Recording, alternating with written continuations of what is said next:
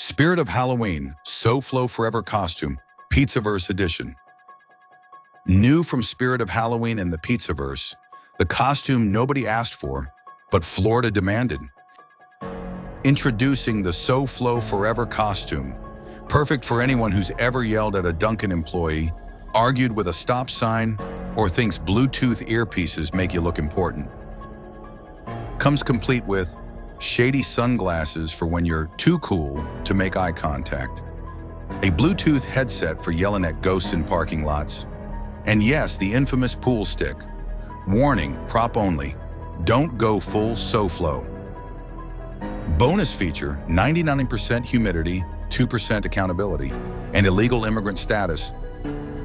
So this Halloween, skip the vampire, forget the clown, become the Florida man nightmare nobody wanted at the pool party. Spirit of Halloween, So Flow Forever costume. Part illegal immigrant, part fake tough guy, part meltdown, 100% Miami mistake. From the creators of Tony Pizza, Fake Wise Guy Edition, and the Professional Victim Chronicles.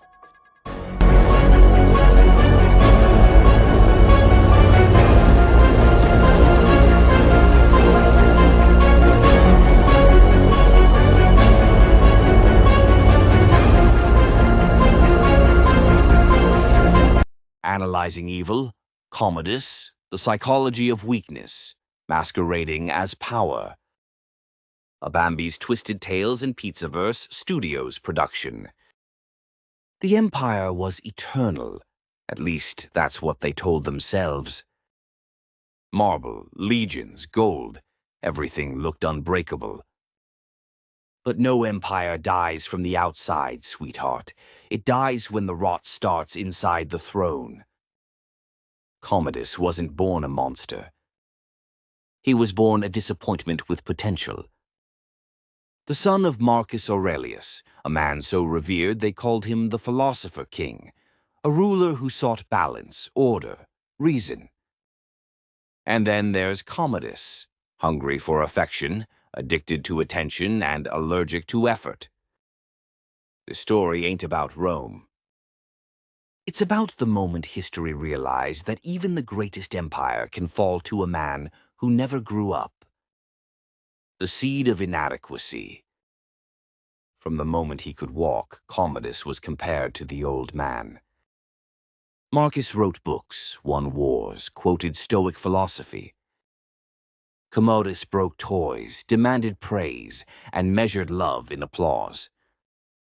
That's developmental narcissism in its purest form. A child raised on luxury learns early that approval is transactional. The palace becomes a mirror, every servant a reflection, every nod a hit of dopamine. He wasn't raised to serve the empire. He was raised to be adored by it. So when his father treated him like a man to be tested instead of a god to be worshipped, it broke him. The boy who should have been emperor became a boy who just wanted daddy to say, "I'm proud of you." The failure of a father. Marcus Aurelius loved philosophy more than family. He could command legions but couldn't connect with his own son. And every philosopher thinks logic fixes emotions, but you can't reason with loneliness. That's the tragedy of great men, doll. They inspire nations and fail their children. When Marcus tells Commodus he ain't fit to rule, he's not just breaking a heart, he's confirming a fear. Commodus ain't mad at the empire, he's mad at himself.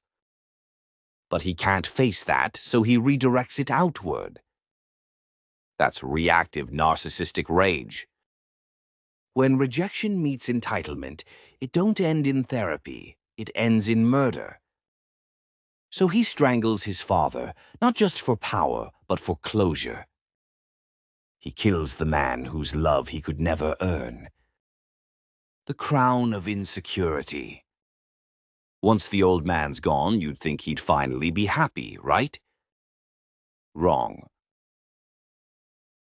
'Cause power don't heal insecurity, it amplifies it. He walks into the Senate hall and sees not subjects, but judges. Every eye that don't look impressed is a threat. Every whisper sounds like laughter. That's paranoid narcissism. He believes admiration is proof of loyalty, and silence is conspiracy. So he builds his empire out of fear. He rewards the sycophants, executes the critics, and calls it justice. He don't rule Rome. He performs Rome. The robe, the gestures, the speeches, all theater. But behind the performance is panic. The death of Stoicism. Marcus taught that power was service. Commodus believed power was survival. And once you start thinking survival's more important than virtue, you trade wisdom for control. That's how every civilization starts dying, when philosophy loses to ego. Commodus purged the Senate, rewrote history, renamed months after himself. He ain't governing an empire, he's building a mirror. Rome ain't Rome anymore, it's Commodia. That's grandiose delusion. When a man so desperate for validation starts bending reality to match his fantasy. He don't just want to be loved. He wants to erase the concept of anyone else being loved. The gladiator's shadow. Then comes Maximus, soldier, leader, father, everything Commodus ain't. And baby, this is where the psychology turns Shakespearean. Maximus is competence, humility, discipline, a man loved by the people without demanding it. He's what Commodus could have been in another life. And when a narcissist meets their better self, they don't reflect. They retaliate. He kills Maximus's family, steals his title, and pretends he's still the hero. That's mirror rage. He don't just want to beat Maximus, he wants to consume him. If he can't be loved like him, he'll destroy the symbol of that love. It's jealousy weaponized into empire policy. The theater of control. Commodus brings back the gladiator games, not for the people, but for himself. The arena becomes his cathedral. He don't pray to gods. He forces men to die for his ego. That's sadistic exhibitionism. When power gets eroticized through dominance and spectacle, every cheer from the crowd is a fix. Every corpse is proof that he's still in control. He's not fighting for Rome. He's fighting for relevance. And the thing about tyrants, they need an audience. Silence is death to him. That's why he fears Maximus, 'cause the crowd loves him without being told to. Commodus's empire is loud, bloody, and empty. The death of love. The way he looks at his sister Lucilla says it all. It ain't love, it's obsession. He sees in her the affection he never got from Marcus. But instead of cherishing it, he tries to own it. That's incestuous fixation, not sexual but psychological. He wants her devotion the way a drowning man wants air. But she loves Maximus, and that betrayal twists the knife. Now the two people who made him feel human have betrayed him. So he burns down the world to punish them. That's ego death. When love turns into control and empathy turns into rage. The stab before the sword. By the time Maximus returns to face him, Commodus is hollowed out. His empire's decaying, his allies are gone, and the crowd, his last addiction, loves another man. He ain't just fighting for the throne. He's fighting for a reason to still exist. And what does he do before the duel? He cheats, stabs Maximus. That's the ultimate symbol of his life, cowardice dressed as cunning.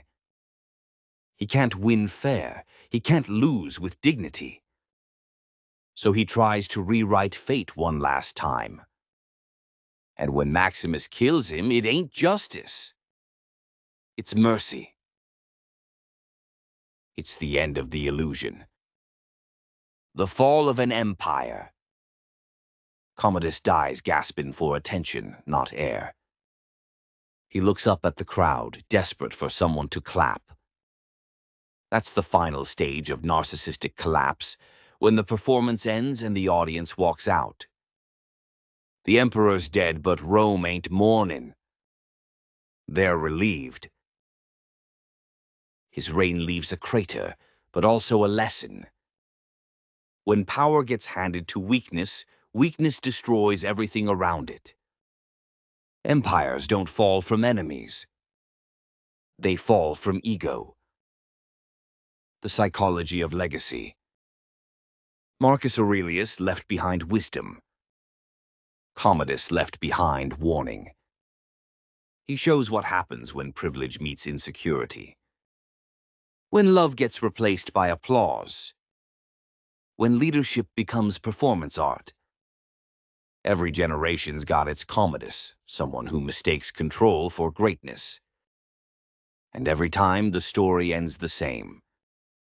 They choke on their own crown. The boy on the throne.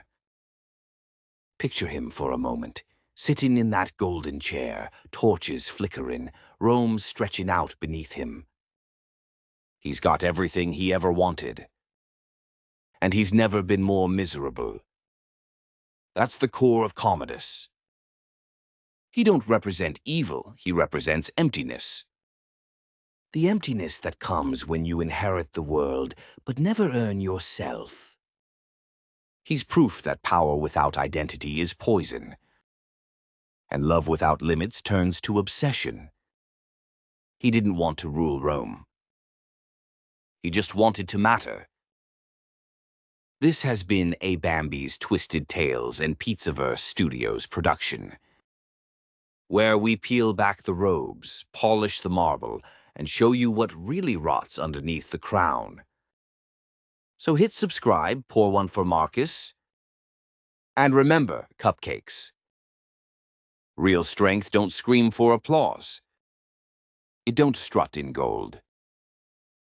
Real strength don't need the throne. It builds it and walks away. When I go into that ground, I won't go quietly. I'm bringing my crown.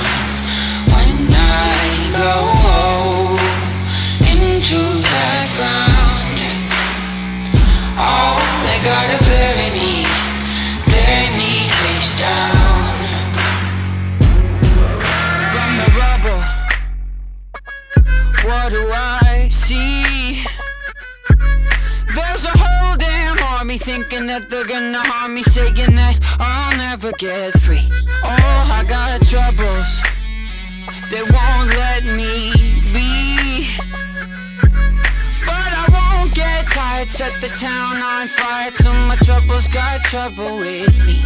Thinking that they've won, it's only just begun. When I go into that ground, I won't go quietly. I'm bringing my crown. And when I go into that ground, oh, they gotta bury me face down.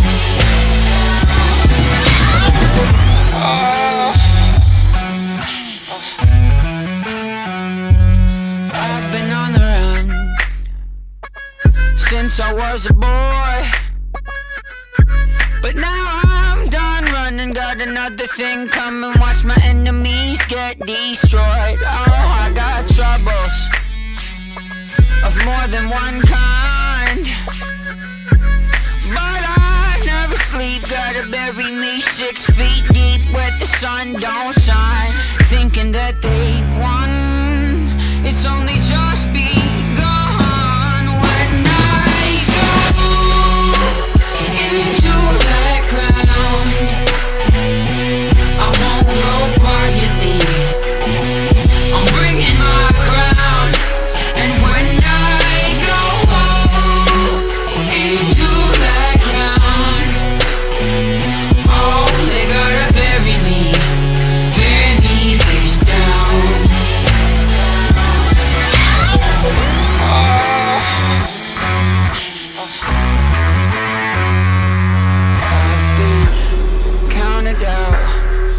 for dead. Wanted with a bounty on my head, but somehow, someway, I'ma keep moving along.